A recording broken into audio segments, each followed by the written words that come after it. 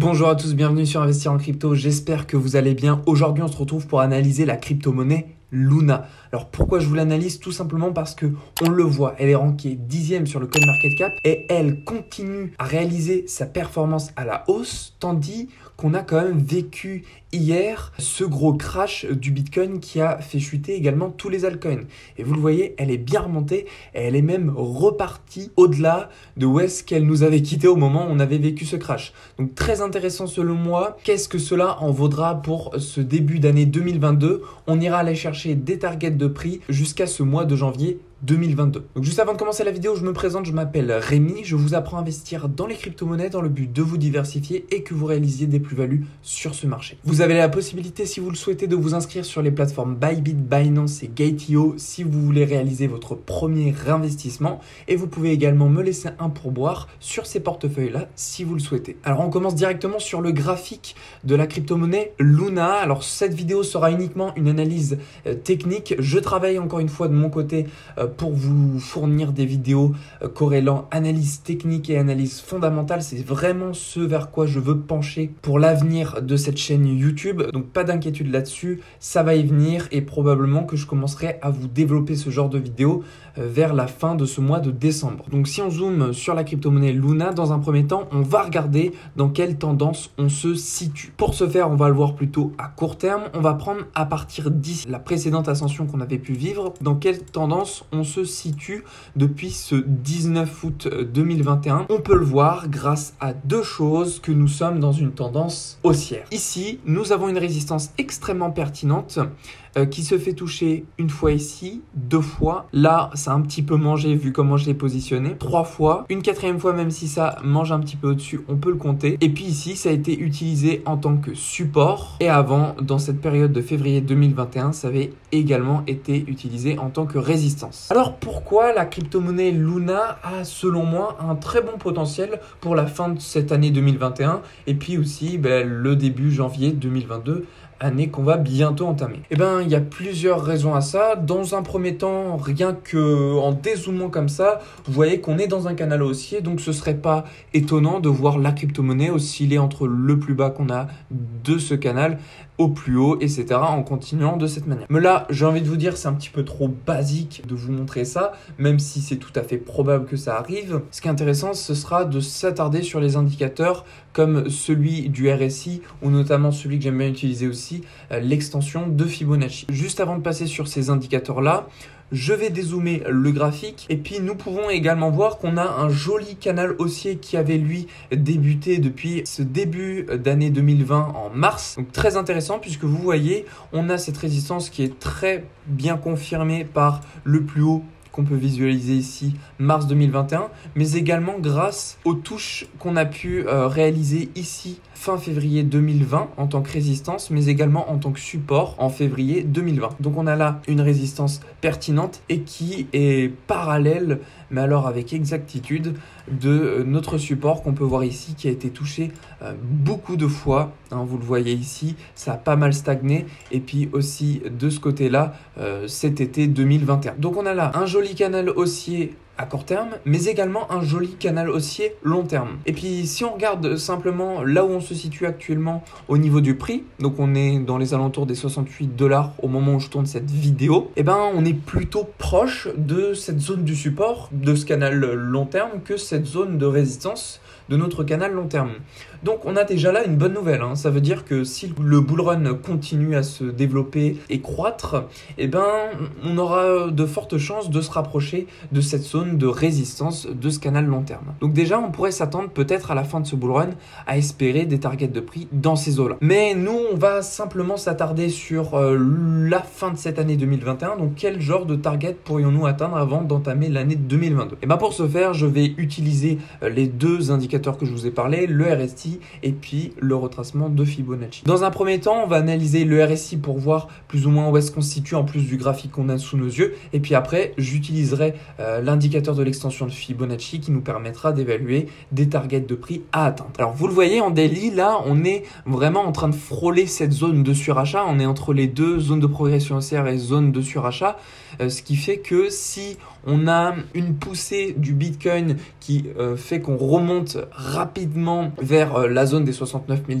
$ par exemple, et ben on pourrait voir également aussi des altcoins qui suivent, et notamment la crypto-monnaie Luna qui puisse en daily dans un premier temps réintégrer cette zone de surachat. Ce qui serait très intéressant puisque à chaque fois qu'on est monté en zone de surachat en daily pour cette crypto-monnaie, bah vous le voyez ici, hein, on a fait une jolie hausse à partir pile du moment ici vous voyez qu'on est rentré jusqu'au moment pile où on est sorti.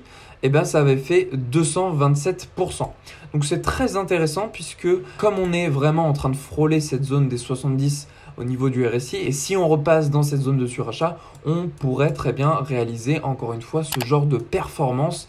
Et cette performance-là, si je reprends pile au moment où on avait commencé à rentrer dans cette zone de surachat et au moment où on est sorti, ça faisait un mois tout pile. Donc on pourrait très bien peut-être vers mi-décembre commencer à rentrer dans cette zone de surachat et puis peut-être la terminer vers ce mois de janvier. En tout cas c'est ce que j'espère. Je peux malheureusement pas vous le dire avec certitude que ça va arriver, mais en tout cas les prédictions que je vais vous faire auront du sens probablement avec ce qui pourra se passer. En tout cas elles ont du sens aujourd'hui au moment où je vous tourne cette vidéo. Je vais passer en weekly pour vous montrer le RSI encore une fois.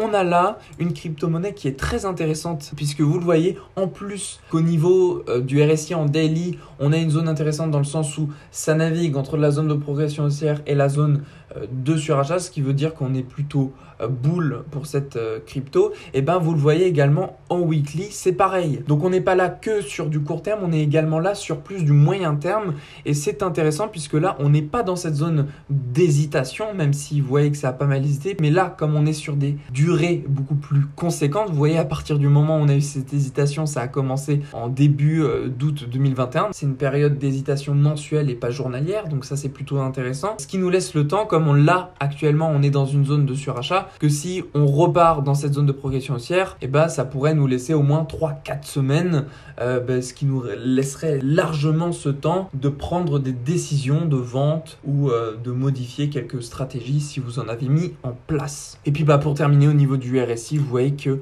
en monthly, là encore une fois, durée beaucoup plus conséquente, analyse beaucoup plus dézoomée, plus intéressant notamment pour les investisseurs d'analyser ce genre de graphique, investisseurs long terme.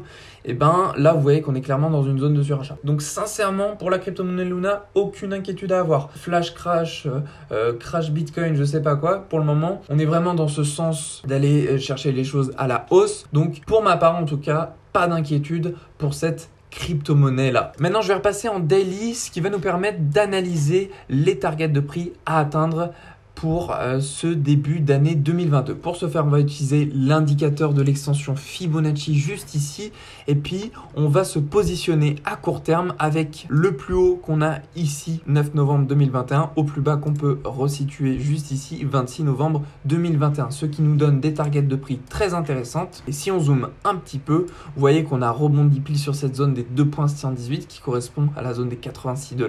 C'est pas étonnant dans le sens où ces paliers là sont pour les traders utilisés en tant que zone de support ou de résistance ou en tant que target de prix à atteindre. Donc c'est vraiment des zones sur lesquelles on peut, dès qu'on les atteint, rechuter tout de suite à la baisse ou bien si on atteint une zone sur le retracement de Fibo, donc cette partie-là entre le 0 et le 1, et ben on pourrait, dès qu'on l'atteint, tout de suite repartir à la hausse, comme on a presque pu le faire ici pour cette zone des 0,5. Donc là, rien qu'avec ce retracement de Fibonacci-là, on pourrait essayer de se dire, tiens, bon quel target pourrait-on aller chercher si on est optimiste et puis que on se dit qu'effectivement par rapport à cet indicateur là qu'on dit qu'on est plutôt dans cette voie haussière, alors quel genre de target on pourrait aller se situer au niveau de l'extension Fibonacci?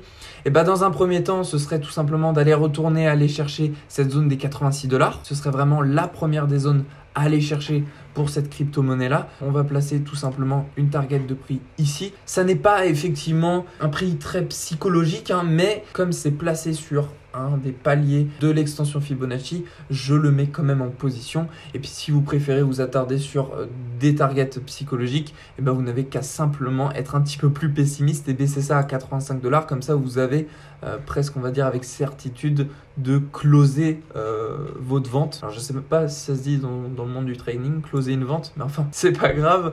Bref, ce que vous voyez, la mèche s'est quand même arrêtée un tout petit peu avant cette zone des 2,618. Donc voilà, si vous préférez vous attarder sur ce genre de target, c'est peut-être plus intéressant. Et maintenant, si on en vient vraiment à la dernière target que j'irai aller chercher cette fin d'année 2021, et pour être franc avec vous, je pense même que cette target-là que je vais vous montrer, on va plutôt l'obtenir pour ce début d'année 2022. Ce sera tout simplement cette zone des 3,618 de l'extension Fibonacci qui correspond tout simplement à la zone des 105 $. Alors cette zone-là, elle corrèle parfaitement avec, si on dézoome, la résistance de ce canal haussier. Si on analyse tout pile le croisement entre cette zone-là de l'extension Fibo 3,618 et la résistance de ce canal-là, on atterrirait pile sur le 31 décembre. Donc je pense que sans donner d'indication temporelle, on arriverait plus à cette target-là pour début janvier 2022. Et bien évidemment, avant d'arriver sur cette target-là,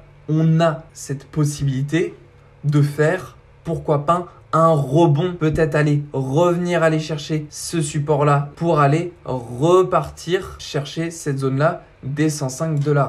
Ça, il y a de fortes possibilités que ça le fasse puisque vous le voyez, ce canal haussier-là, on a souvent fait ce genre d'oscillation.